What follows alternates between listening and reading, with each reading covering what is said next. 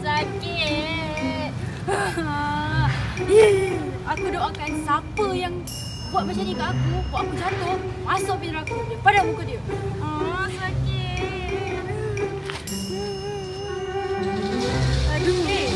Awak ni kenapa? Awak okey tak ni? Saya jatuh. Jatuh? Ya, lepas tu saya tengah doa kat Tuhan supaya dia masukkan siapa yang buat saya jatuh tu dalam api neraka. Mana boleh macam tu? Oh pula. Nak berdoa pun ada adab dia tau.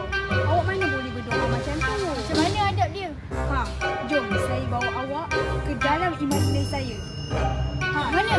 Tu, kat sana. Sana. Jom, jom.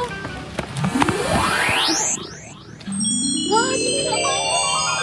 Wah, inilah dunia Doraemon. Wah, nak buat apa kat sini? Kat sini kita akan nyanyi lagu tentang adab berdoa. Yeay, jom kita nyanyi sama-sama.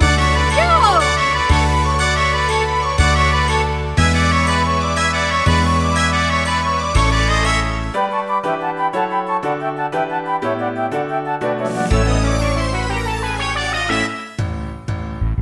Doa itu perbuatan hamba mohon sesuatu kepada Tuhan kita Allah yang Maha mendengar.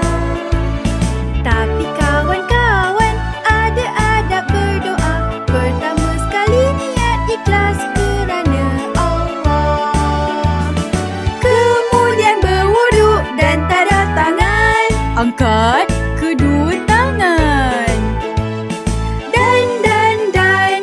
Mula dengan pujian kepada Allah. Dan selawat atas Nabi Muhammad.